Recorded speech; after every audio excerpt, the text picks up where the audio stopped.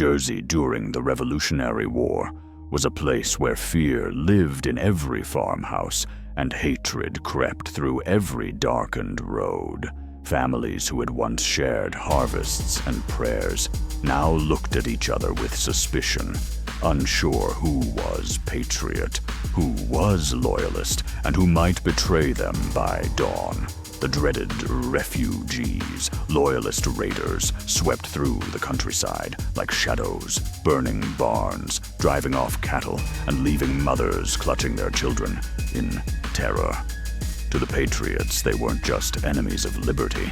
They were traitors, neighbors turned wolves. And in that fever of anger, something inside men hardened. Justice no longer waited for judges.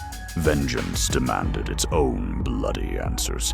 By 1781, Captain James Moody, a loyalist guerrilla, could only spit out his rage as he wrote that patriots no longer believed in trials, that men were simply taken and killed.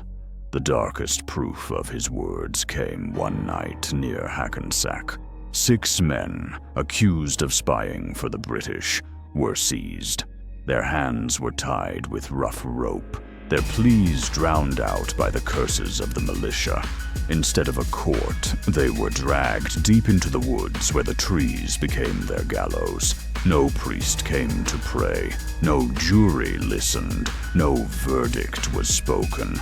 Only the creak of branches and the final thud of stools kicked away.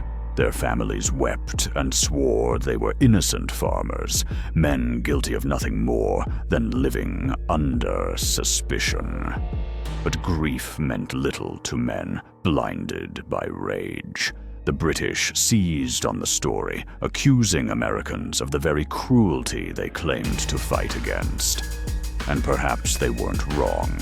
Everyone in town knew the names of the vigilantes who had done it. They were whispered in kitchens, spoken in fear in the marketplace, but no one dared seek justice.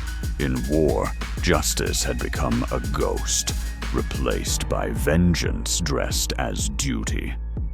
The revolution, meant to promise freedom, had instead filled the Jersey woods with the silence of swinging bodies and the bitter taste of brother against brother.